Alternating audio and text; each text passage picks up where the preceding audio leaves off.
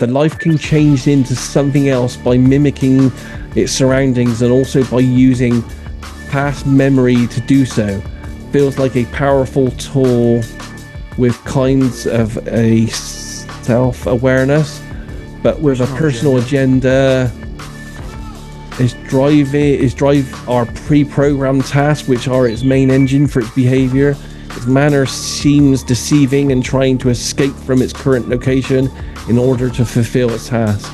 It can be a blob, a gooey substance, a feisty being, an energy, everything. Its abilities are not influenced by energetic prisons where it's concealed, or its abilities are not influenced by the energetic prison from where it's concealed. Feels like an almighty being, energetic, but which cannot escape from there.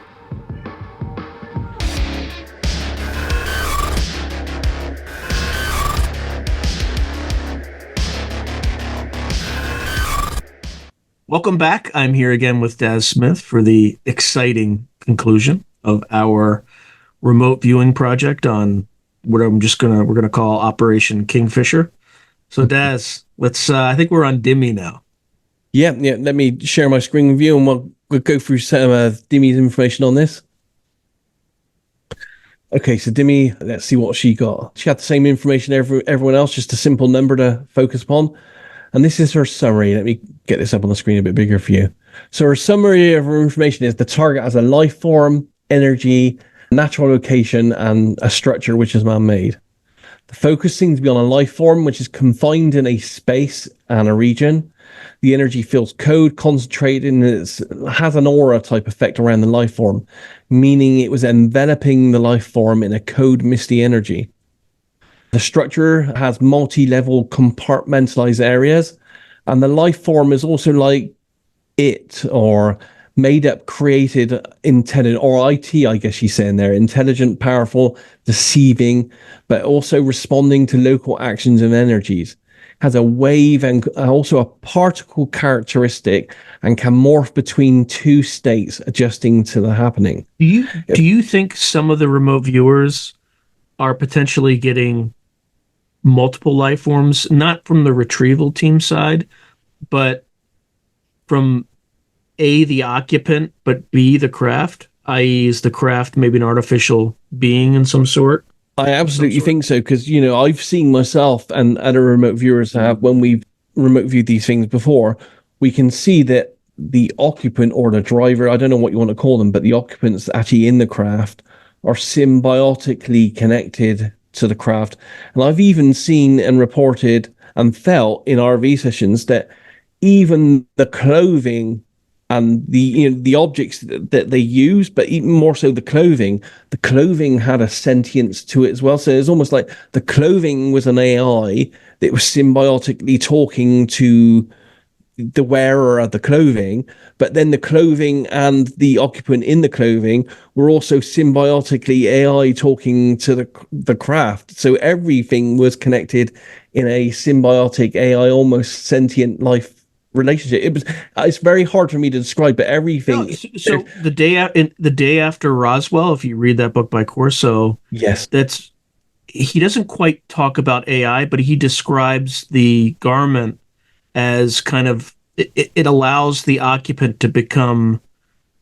And again, he's just using the language of his time, which is coincides with ours, but is a little bit earlier, before AI became so ubiquitous.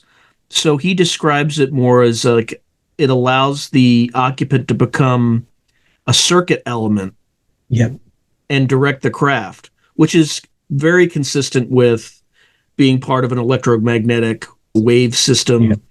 And then you just can layer AI on top of that in terms of like shaping around the person's body. And absolutely. And you would actually have to do that if you were warping space-time, right? Because they would be kind of electromagnetic or gravitational gradients, right? Because I don't think you would just have something that was just right outside the craft and inside the craft. And when you're warping space-time, that's why you get this effect on the inside where the craft is sometimes bigger than the outside, because you're probably expanding space-time on the inside, but compressing ahead of you and maybe around. I don't know, but Yeah. I think there's lots of data in many of these sightings, many of these encounters, and also in a lot of the remote viewing sessions, as well as just the literature that's out there, like the day after Roswell. Yeah. So I absolutely, and bear in mind, because as remote viewers, we're only getting like glimpses of this, and we're trying to understand it. I absolutely think that that's probably what she was trying to describe here, some of that, because she writes here, it's a wave and also a particle characteristic. And what she's experiencing can morph between those states, adjusting as it's happening. Feels invisible, hard to pin down, but can morph into visible form. And it seems that it's also confined in a sealed space-like structure or a man-made. Also, it seems to be attached to a certain multi-leveled man-made, and I think we're seeing her shift here to it being recovered, because she talks about how it's a multi-level man-made, which is compartmentalized more in the down base of the structure, so below ground, but having the capacity of moving like a ball of energy, misty, smoky type in all rooms in the man-made structure. It felt cold, gravitational, electromagnetic, and concentrated. Again, that's the second person that's talked about electromagnetic and gravitational. And the context seems to be a common project that involves a group of humans and males dressed in black, which are discussing and planning around the tables. And that would obviously be, as per the target, the recovery team and where it went afterwards. When the United States and China clash, the world will never be the same, especially when forces beyond reality threaten to intervene. What if the United States went to war with the People's Republic of China? How would these rivals fight for supremacy on land, sea, air, and across the stochastic streams of time?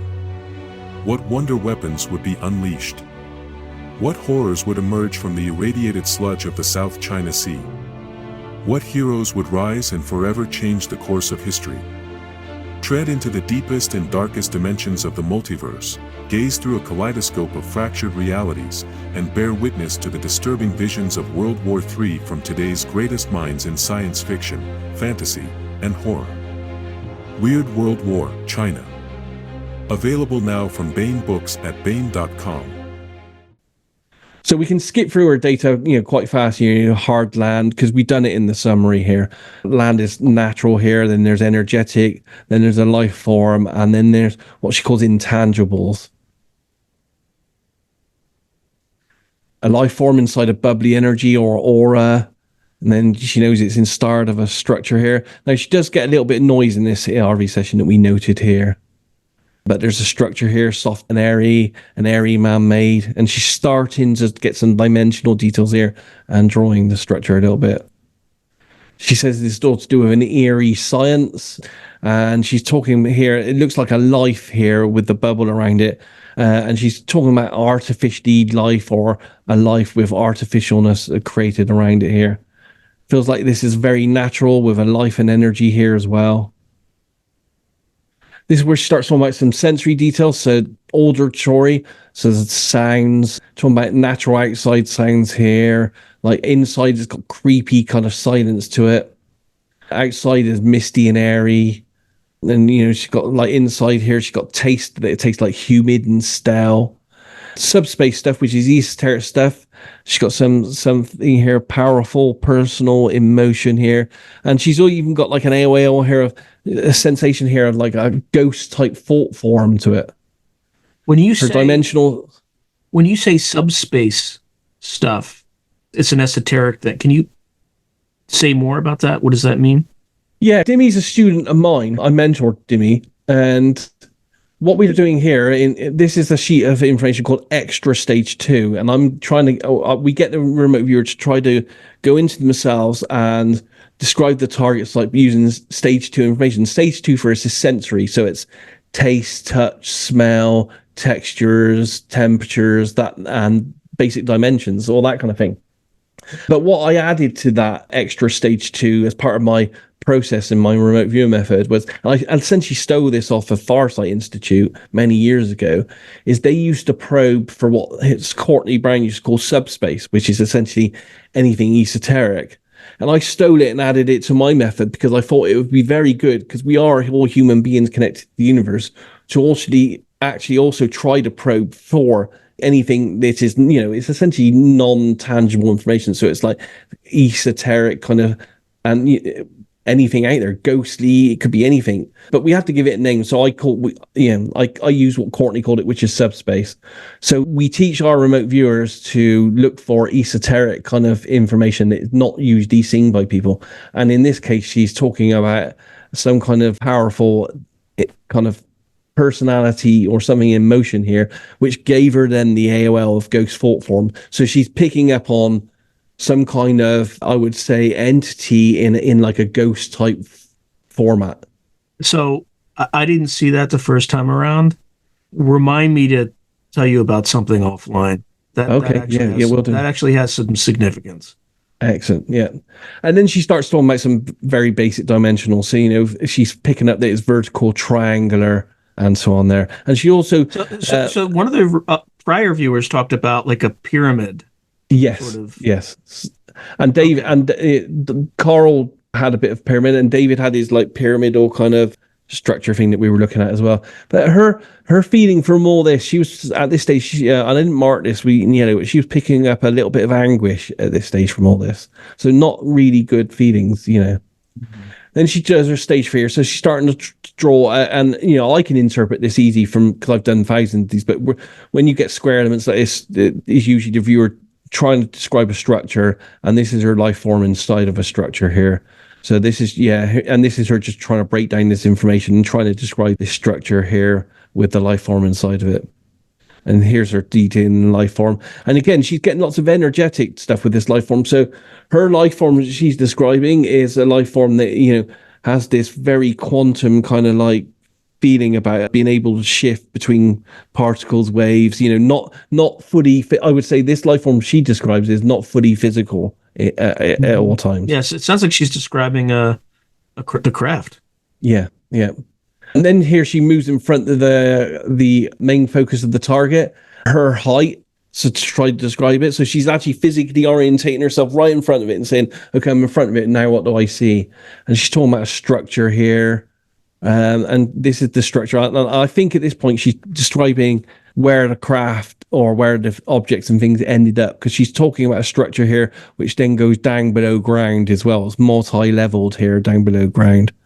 And she's got some empty spaces here, and she's trying to draw things. Coincidentally as well, she's also drawing a chair as well here. She's got an AOL of a chair. So that's two remote viewers that are picking out a chair, which might have some significance in this.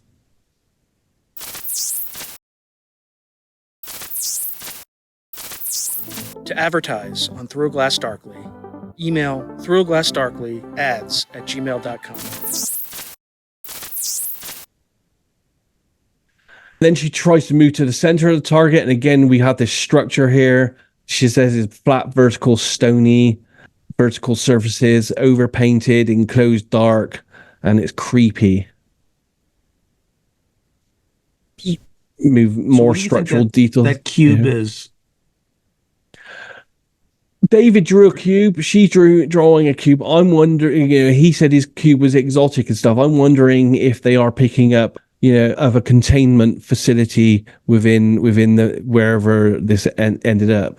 That's my feeling of this. That's my feeling too. I just wanted to confirm that it wasn't something else. Some kind of prison like containing kind of where to put this artifact and life form. So then she moves to the life form, to try to describe this. And she's picking up a life form that's moving, and there's misty, smoky, powerful energy to do with this life form. It feels like it's entrapped as well, again, which might be something to do with maybe they have some kind of way to keep these life forms in a physical state or in a trapped state within some of the technology. Because David was also talking about how this mirrored cube-like thing was very exotic. So they're kind of both saying similar things from different angles. David used the word exotic, and I haven't highlighted the word here, but she's actually using the word like magic and sorcery here. So I think we're talking about some very kind of interesting technology that might be able to imprison these beings. She's talking about floating like code. And again, she's talking about, we've heard this in one of the other viewers as well, a bluish, whitish kind of color. So I think they're talking about the color of the life form themselves. A very curious fear to this life form as well. And she's got here a feeling almost like a child crying sounds or giggles towards this life form as well. So it doesn't feel like it's in a good state of being at this stage. Again, here's another drawing here. I can tell that she's here she's annotated it. There's a life form here in the middle. And this is an energy around the life form, which is active, misty, cloudy, and cold. And again, she's got this square-like structure so a life form enveloped in energy within a structure here. And feeling that is entrapped in a sealed space, and she has a dark essence of a being. So, I do feel that we are picking up, both viewers are picking up on this square kind of exotic space. So I think it is some kind of containment facility, if I'm honest with you. She moves a bit further here, and she's talking about life forms again. Slightly different take here. Life forms, which are humans, male, they're in a group, are gathered together around the same goal, studying, researching, and concluding.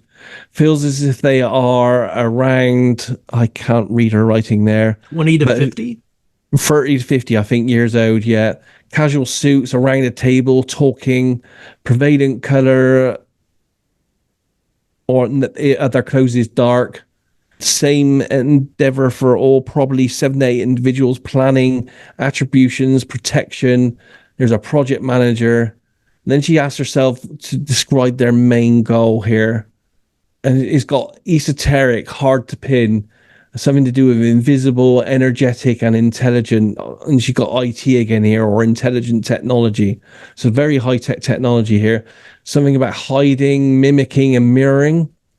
And as she said here again, particle and waves all together, observer and observing, adjusting, adapting, and planning.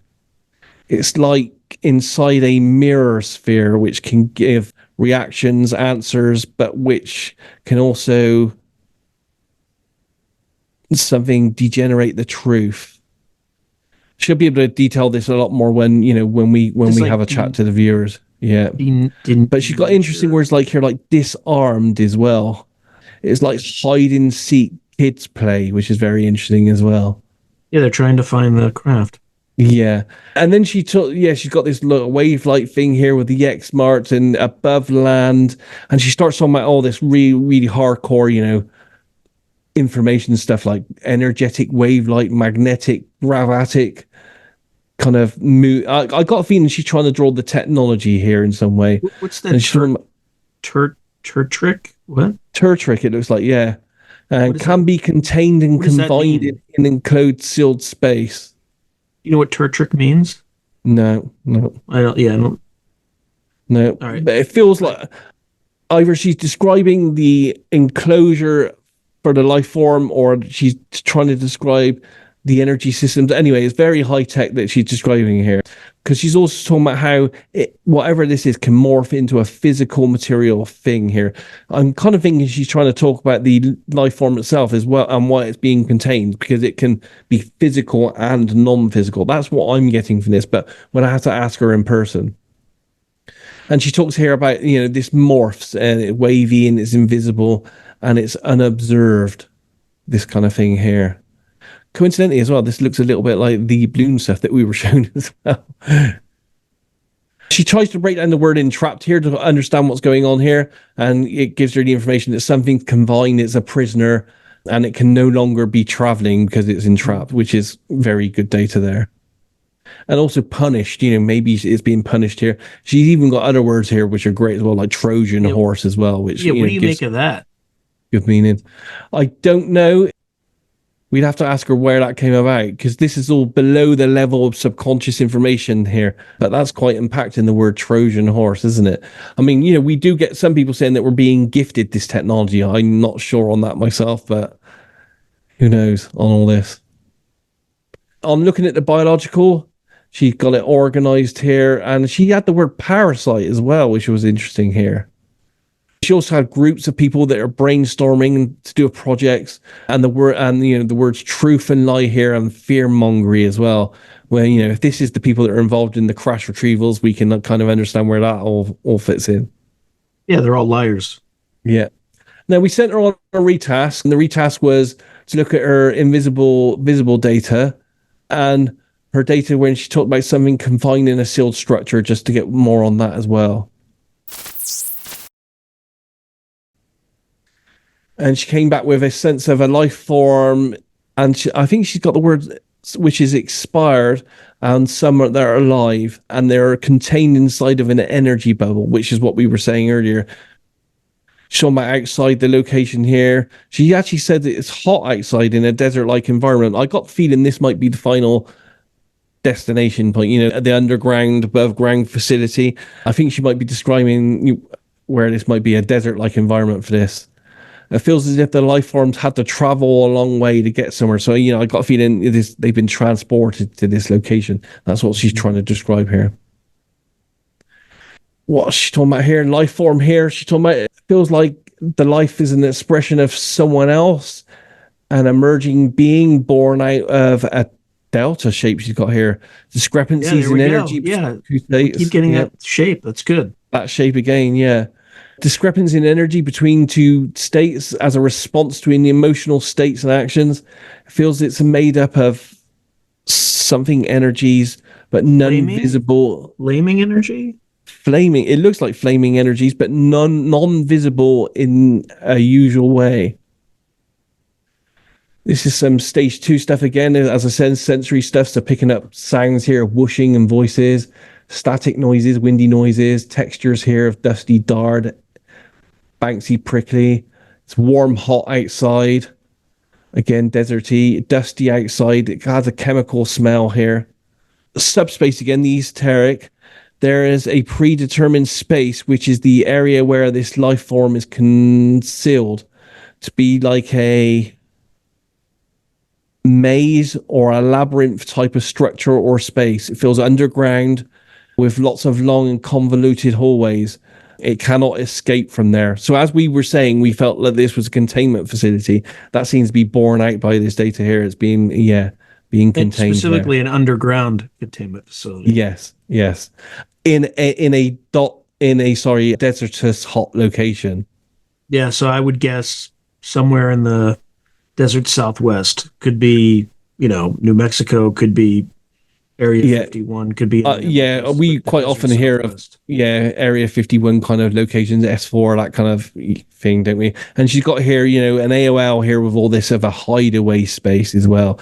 Incidentally as well, and this may be coincidental with David, she's also picking up Egypt as well, and he had Egypt in his thing. But maybe, as we know with remote viewers, a hot, dusty location, with lots of sand might give those kind of overall impressions. And she had a feeling of leveling down here, which I feel maybe the structure underneath. And again, she's picking up anxiety again as well. She also had a flash visual here, which is like a quick flash of inspiration or visual in her mind. And she tries to break this down. The presence of the life form as an energy or as a tracking device, like a perception of a signal. It feels also like tracking, can't read this, inside a maze. Lab rats inside of a maze, or a maze-like structure for observing their behavior. This feels like map-like tracking. So that's what she's trying to show here. So a structure with a life form within it, and she feels it's like a maze-type, weird kind of lab-type environment. Maybe they are tracking their life forms. Maybe they put something on it we don't know at this stage. So that was her one on that. Then she tries to move here to describe the confined life form. So she's got a life form, humanoid shape, but it's energetic, which is changing, multi-forming and mimicking. And she tried to do it here. It's all about fluctuations of energy. And this is where she starts talking about how it has like an octopus mimicking its environment. She feels sorry for it and its anguish. It feels disorientated, chaotic, has emotion to it. I think she says revengeful, like trying to get into the grid, but without a result. Feels as if it's inside an energetic, powerful grid, which is activated 24... 24/7, but I think that's what she's trying to say, and adjusted to certain frequencies. And this is the main way of keeping the life form entrapped in the area. This method is acting like an electrical charged fence for animals. Although the life form has a cloaking ability, the energetic fences around are keeping the life form. Interesting. So they use some sort of electromagnetic containment that's That's what vibrating she's at a very describing. specific frequency. Yeah. Keeping it stuck in that space. Talking about some other data here, mobile sounds, something about changing DNA. The life can change into something else by mimicking its surroundings and also by using past memory to do so. Feels like a powerful tool with kinds of a self-awareness, but with a personal agenda. Is drive our pre-programmed tasks, which are its main engine for its behavior. Its manner seems deceiving and trying to escape from its current location in order to fulfill its task. It can be a blob, a gooey substance, a feisty being, an energy, everything. Its abilities are not influenced by energetic prisons where it's concealed, or his abilities are not influenced by the energetic prism from where it's concealed. Feels like an almighty being, energetic, but which cannot escape from there. It came to my mind that it ended up here from a booby trap. It was targeted like bear to the honey. The intelligence that decided, it's hard to read this. The intelligence that decided and did that knew a lot from prior activity, so they made a trap for it. She talks here about the invisibility. The visibility is in its capability of transporting itself into anything. Feels in relationship with a ultra microscopic, I can't read that, probably nanotech. Yeah. Each element component is a fractal, very hard to read this, meaning, or it can act by itself, the entire gathering of elements. The alleged life form which is alive but created with a mind of its own, driven by its own purposes. Yeah, so in other words, it can manipulate its own structure at the atomic level. Yeah. Like a huge giant mix of the same elements. Each one has the entire program in it. The close resemblance is a show of drones which are impersonating different characters in the sky, but they all have the same upload. And then she did a sketch, and she says it's made up of ultra small elements on a nano scale. You know what this sounds like? It sounds like The Thing. Yes, yeah, it does, doesn't it? Yeah. And did she do any more on this? I think this IT or it is composed of small, ultra small elements shown by dots, which are capable of something put themselves together, composing whatever body needed to express for the needed job. Yeah, sounds very much like a protoform, a highly intelligent protoform AI, highly intelligent. The nanoscale of elements kept coming over and over, and it's like an all-purpose robotic AI, which can mimic and camouflage the surroundings or transform into a being or animal or whatever with all characteristics. Its purpose may need to collect and gather info and data, and not to get caught, which seems redundant now because it is almost like kept prisoner in a space entrapped underground by the power of waves and frequencies from outside. I'm complying to say microwaves, but it might be wrong. And that's the end of her session on that. Wow, lots of crazy data on that one. Yeah, that's mind-blowing, just to think there might be something out there that can literally take shape in any form that it desires. Which, I have to be honest, makes sense, because some of the non-humans that I've experienced in RV, they can, they quite easily can be physical and non-physical. Like we've seen with their craft can be physical and non-physical as well. And we've heard, rumors and stories that they're bigger inside than they are outside, and all that kind of weird quantumness that's going on there. Seems like they can really manipulate quantum information. Josh didn't get an awful lot of data. He's a different kind of viewer with a new kind of method that he's developing in a slightly different style. I'm going to make this slightly smaller here so we can see it. So he had a life in motion, heat, warmth, radiating heat. He felt it was like a meteor, which, you know, kind of is like something moving through the sky, of course. Rounded edges to it. Very basic data here from him. And when he's looking at it, he definitely saw that there's a life. But he felt, again, a bit like what Dimmy was getting and what David was getting, a squishy life, bulbous, squid-like. Again, we had that octopus-like and squid-like. Shape is very thin with protrusions from the top. It feels like a foreign body. Grey, pale pink and blue again, veiny, cold. He had lifeless on his one, though.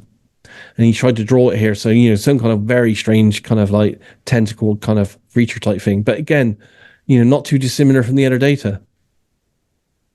He felt that this was clammy, wet, fleshy, bulbous with flimsy bits here. Felt it might have been dead. We had report of other ones that were dead, of course, from Dimmy. Organic, literally an organ itself, otherworldly. He had here. It felt like a brain body. And again, he used the word parasite as well. And Dimmy had the word parasite. So that's two viewers in a row that have used the word parasite here. And he's got an AOL of it being like cancer cells, which, you know, has that kind of squishy kind of mutating way about it. So very interesting information from both of those on that one. Looking at it here again, he also sees that there's a structure. The structure's hot, warm, pulsating and vibrating. It stops suddenly. It's rigid and it's oval or cylindrical and hollow. It's warped and it smells electric and it tastes sour and metallic. And here's him trying to draw this structure here with a dome type thing on it as well. And I think you know what that looks like. That looks like the Rendlesham graft, doesn't it? It does look like the Rendlesham graft, yeah. Yeah, from, I can't remember, John Burroughs, is it, who drew it? Here's trying to draw a side view. That especially looks like it. Right? That does look like the Rendlesham craft, yeah. And he's trying to draw the back here, and he says the back feels like it's been smashed in on this one. He says he's picking up himself. It's shocking confusion from this target. He says it's like watching a car wreck. So this is a broken vehicle. It has a sudden change in state and shape, and it's a vehicle carrying things, and it has a collision and it's broken, almost like there's an asleep at the wheel kind of not conscious feeling from the life. He's also picking up motion and energy here, and that's green, shiny, zooming, and ends with a thud by the look of it. And he has like something zipping past a line of green foliage. Again, very Rendlesham Forest like. Looking top down, you know, you've got something moving in between, I guess, vegetation or foliage here. He has repeating ordered columns. I think that's the trees or something. And he says this would be cool to watch from a safe distance, and it's got vibrant colors. And so he's trying to draw it here. So there's like the vegetation or trees or foliage he's got here. Something zooms past it here. This craft has a collision, and inside is this squishy dead thing he's got. So X here, something contained, provides a core function, and something here facilitates the core function of the pair. And this is all to do about processing information and distributing it. Reminds me of the brain or organic or something, computer chips.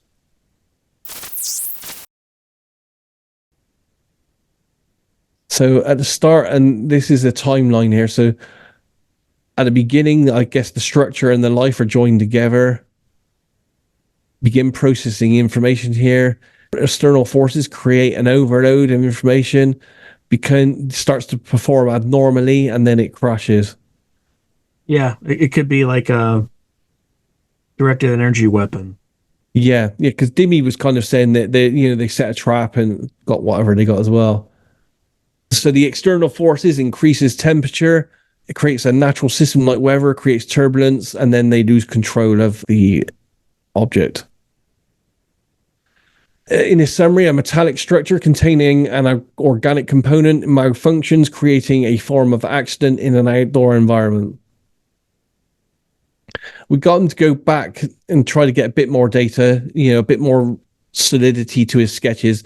So this was a front view and a side view of the structure. I think that's a top-down view there. Front view again. Strongly reminded him of a snowspeeder from Star Wars, so it had that kind of sleek kind of vehicle type feeling to it. They're relatively small he's got here. Terrestrial but not interstellar. Controlled remotely. And facilitates transport and can tow things he's got there. The life cell, he's got this squishy thing. I don't get it. It's like a brain in a jar. I keep seeing a fleshy lump with tendrils. Yeah, that's the octopus sort of stuff. Yeah. And again, from the front there with these tendrils and an eye, it looks like an eye or something there. He does a mind probe here. I don't know if we need to go into detail on this, but yeah, it doesn't have a concept of self, like talking to a vegetable, an individual strand of muscle or tissue. Doesn't have faults, it just passes and receives electrical stimuli. This feels strangely tragic. Feels like something ought to be there. Maybe it's dead at this point now. We don't know, because Dimmy was reporting dead and he was reporting dead stuff as well. What does the average person think you are? I received 2 visuals simultaneously. The first one of a stereotypical grey alien. The second is of a brain in a jar. Why are you seen as an alien? I receive feelings of strangeness, curiosity. People believe my existence is different than strange. But again, Dimi was talking about a life form that could change shape and form and stuff as well. So maybe that's why Josh is seeing 2 different visuals of it simultaneously as well. What made you? There's a visual flash of circuitry being sutured in a factory. Humanoid figures watch from afar. Where does the brain in the jar bit come in? It helps us to fly the plane. I have a flash of one of these men holding a remote and using it to fly a vehicle. Maybe that's the AI thing we were talking about, the symbiotic nature of this. Why did it crash? It overheated. Why are you flying it? I got a visual flash of Skinwalker Ranch episode where they try to fly a drone into an electromagnetic anomaly and it crashes. Is this just a science experiment gone wrong? Yes. What would it look like if it worked? I just see a brief bit of data collection. So that was his data. Very interesting. Brief, as I said, he's a learner in a different style, but generally the gestures of the information are also there. And then there's Susan. She's another student of mine, someone that I'm just mentoring right now. She's just going through advanced training. She starts off with land, which is grey and gravelly there, rockish. Land again, space and air. A delineation of an area, outline defining an area, and a hard man-made, which is rigid, grey, metallic. It's hollow with a dark interior and it's a structure. And this is moving as well. Dynamic sideways movement to this, and it's moving fast or accelerating. Space and air again, spacious and expansive in its space here. And then she gets a life form, which is singular. Notice all the viewers are like picking up just a singular alive life form here, which is very interesting. Light, the energetic motion and energy here. Light, energetic, it's something hovering. Forward motion and energy here. Distant along a path, traveling away. Motion and energy here feels distant. Like something moving away in the distance, ascending, disappearing. Again, moving and disappearing from the point of observation. It's quiet sound here. Lots of motion and energy. This is all sensory data again here. And she wrote here under dimensional data, there seems to be a rigid motion to a man-made. Something feels to be in motion and a presence of a life. There's a spacious, dark feel to the environment. It feels like something is moving away in the distance. Then she starts to try to sketch it here. So something in motion here and a life form is involved. The land is gravelly, crunchy. Sound of boots walking on gravel. She's sensing bios here, multiple males, dark sky, some luminosity. It feels like this is at night. There's an artificial source of illumination here, harsh lights like floodlights. The feeling when bright lights are suddenly turned on, floodlit, intense white light. Moving to the space and air, she's talking about a carefully designated area here. I feel like doing something like drawing a circle around an area on a map, which is an area of interest. And she moves to the man-made, which is large, grey, metallic and hollow. Feels like it has rivets. connected ports or segmented. It has tubular aspects and it's grey. It's curved cylindrical aspect to it. And she's got like metallic piping aspect, very metallic here, rigid, in or on the land and earth. So she moved into the motion and energy here, and it feels like it has a swaying motion from side to side. Feels a bit more labored now and rhythmical, and all this is trying to describe here the movement of the structure here. Move to the second space and air and describe. So there's a vacuum, feels like being in space, dark, contained space here. Then she moves to the life. It feels singular, male, has a luminous aspect to it. Again, someone's, talking about this aura, something slightly glowing, a yellowy green glowing against a dark environment. Move into the motion energy, gently curving motion here. She's talking about side to side motion. I think this is the craft motion, to be honest. More of a large sweeping motion here, curving motion. Talking more, she moving here to motion again, moves away outwards, disappearing, moving away in the distance, finally outwards and disappearing. And she moves to an area of significance at the target, and there's lots of bios, male in uniform wearing armbands. She drops this kind of almost like a medical, like a medical cross type thing she's seeing here. So there's bios in motion here in action, multiple, and they're wearing uniforms. Move to the target. Bios, multiple, getting into a vehicle, man-made. They're wearing uniforms. Feels like a truck type thing with vehicle sounds. She's being driven over rough terrain. Feels like a rough journey with other bios inside a vehicle. Feels like I'm being roughly moved inside while being moved forward. So again, multiple bios move somewhere. Vehicle sounds, day and night, gravity terrain. Bios disembarking, boots, running, weapons. Generally, lots of human-like feeling with this. Feels like they are surrounding something, laying in wait. Again, that trap feeling kind of thing. But bios are on the ground, waiting, ready. A feeling of laying in wait, concealed, waiting for something to come to a specific area, ready for this, still and focused. Then we retasked her with move to the man-made to describe, and move to the life and describe. Opposing forces here, slowing down because of an opposing force. Something rising to a halt against the earth. This is a hard man-made, it's hollow. There's a container, metallic, silver or grey. Doesn't feel heavy, it feels lightweight and shell-like. Again, this is a man-made. Feels like she's inside a contained area, low light, not much around. There's an unknown here. She thinks it's a life, it's singular, has a lightness to it, an energetic to it. She felt this was nice. Moving to the man-made here, she's just describing it as something like metallic. Feels like a large pipe type structure, brown cylindrical type aspect, heavy, and it's in the ground or on the ground. Let's move to the man-made here. She's trying to describe a large cylindrical internal structure. It seems like the underground facility, maybe. It might be here because she's also talking here of when she's moving the man-made here, and she's got a wall of screens, luminous screens, and multiple bios, male, dark inside, light coming from the screens, and it's got maps, bios going about duties, and they're wearing uniforms. There's a rugged terrain, vegetation in parts, not lots of trees, more rocky wilderness feel, kind of mountains, bit remote. And then she's got an extensive natural vista. Again, it might be that desert-y type location with that one. Is there any more on that now? There's a doorway entrance into a mountainous area here. And she's got things like Nepalish, kind of Himalayan-ish. Move to the important aspect of the target, the man-made, Bios in a dark internal space. There's organization, there's official, unofficial protocols as well. Uniforms, hats, males in uniform, formal procedures. Hierarchy of an organization with orders. Keep seeing a male bio in a type of uniform with a hat, militaristic vibe. This is the structured internal space surrounded by density in a mountain. Structure with bios inside performing duties and functions. This is a functional space, it's clandestine.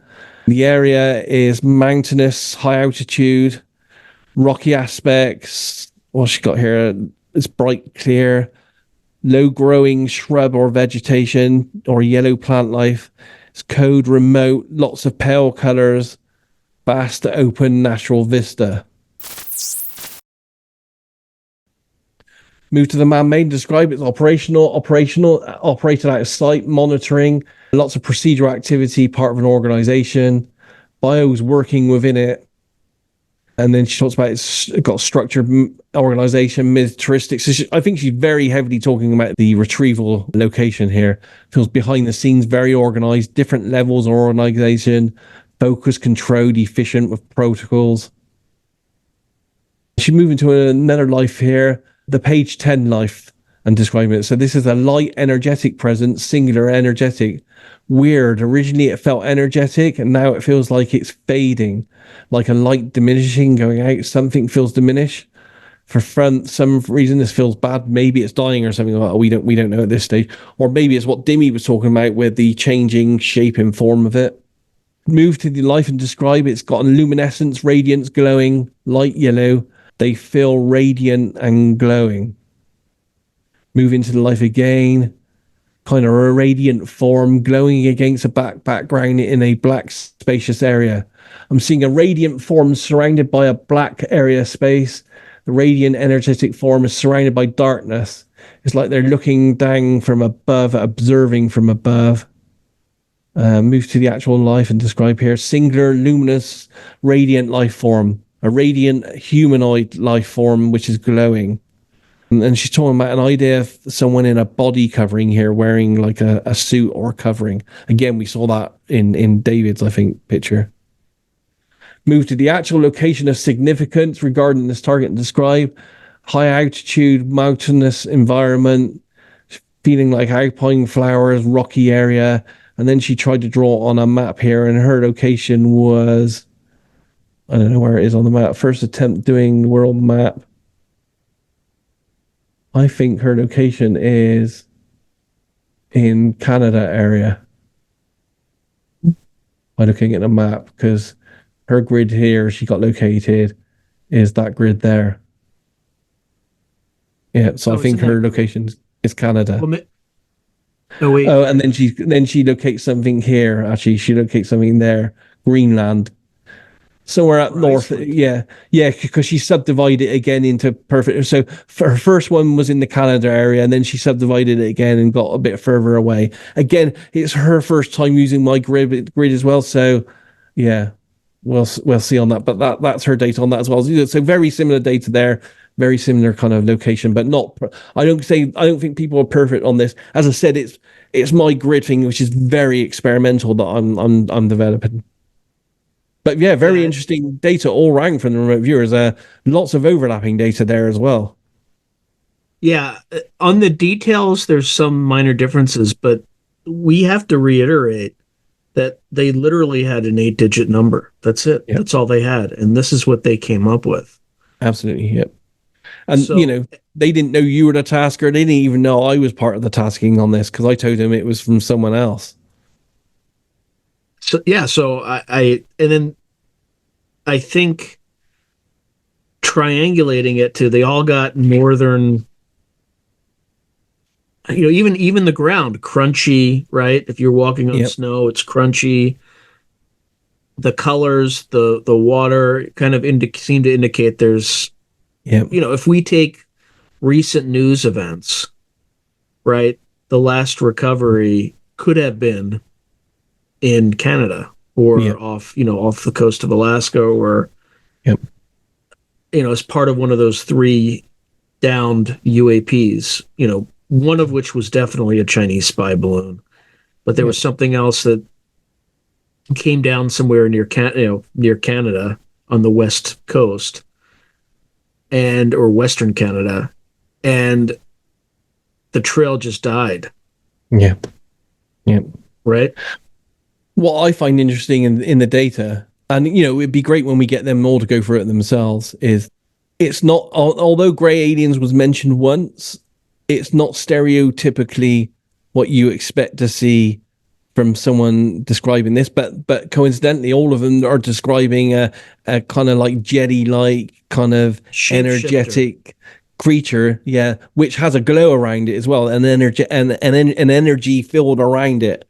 And and something else which I find really good is the data that does seem to indicate that it's imprisoned in a containment kind of facility, and they were all really similar drawings of a square thing with an energy thing as well. Even the last one, they were talking about like looking down on some sort of containment field, right? Now, the question is the thing that's emanating energy and the thing that can shapeshift, is that the occupant, or is it the craft, or is it a mixture of both? I think they might have been picking up on a mixture of both from the descriptions. And we've all seen this, and anyone that's looked at UAPs and even the abduction stuff going back years, because I've researched this since '89. You can clearly see that these life forms can go, they can dematerialize themselves to go through solid walls and windows and all kinds of stuff. So they have this ability to be able to transform their density, which seems to be what these wave. It's the particle and wave. Particle and wave, which is exactly what was these viewers were trying to describe, but using words and language that we don't know what we're trying to describe. It's very hard to describe advanced tech if you don't have the knowledge to be able to do that. Also, if you don't even know that you're looking at advanced tech. Yes, because they don't know what the target is. Yeah, they had no. I mean, I could have asked them to observe like a picnic table in 1969 Los Angeles, right? And that's not. And I mean, same thing with like Christopher Robinson. He didn't know what he was looking for, and he was getting very similar things. A little bit more graphic on like the, I think he had people like cleaning out a wrecked vehicle with like high pressure hoses, like cleaning off the body parts and stuff like that. But he had very graphic images, and he didn't know how, and he actually lost some sleep over it too. It was disturbing his sleep. So yeah, it's a pretty eerie target. It'll be interesting to see the reaction that we get once this thing goes out. And there was one thing that I pointed to you in there that's also interesting, particularly on the subspace stuff, but we'll talk offline about that. Absolutely, yeah. I can't wait for you to actually talk to the viewers and stuff, because I'm going through the data, and you are from an outside perspective, and they obviously experienced it in real time, so they'll be able to put a bit more into place on those creatures and stuff. Well, if you want to hear us talk to the viewers, and you're watching this as this video premieres, all you have to do is stay on this video, and you're going to be redirected to a live stream where you can actually ask the viewers some questions directly. So thank you, everyone, for joining us. Thank you, Daz, for this project. This was amazing. Been great fun. And it was, it's the difficulty about this project is we didn't know, and I need to make sure that I emphasize this. We don't know when the last US retrieval was. Now, it could be that UAP that was downed somewhere, which they claim is a balloon or whatever. But it could very well be somewhere else that didn't get in the headlines. The data seems to suggest that it was that downing over Western Canada, but that doesn't mean it was. But there's just a lot of correlations with that. Absolutely. Yeah. And not clearly, but it's also likely to have been stored in somewhere in the desert southwest, the mountain desert southwest. Seems to be. So, all right. Well, thank you very much, Daz. And please, if you're watching the premiere of this, it's going to dovetail right into the live stream. So definitely take advantage of that. Thank you again. If you enjoyed today's video, please hit like and subscribe, and also hit the notification button so you can be notified whenever I post new content. Thank you. Now, if you're enjoying the channel and you want to support it, there are several things you can do. In fact, there are 5 things you can do. The first thing you can do is just buy my books. I got plenty of books out in the market right now, and I would prefer that folks buy a book rather than giving me direct support, because they get something out of it. They get a real tangible product. Second way you can support me is by becoming a member on YouTube or becoming a patron on Patreon. And just go to either site and it'll explain everything.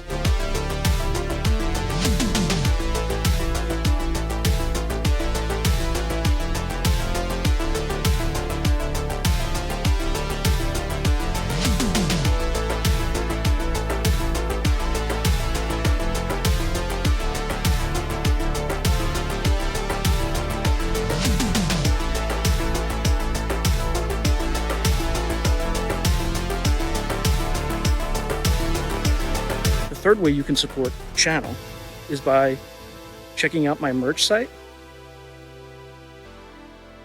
which is here. There's plenty of stuff that you can get to support the channel.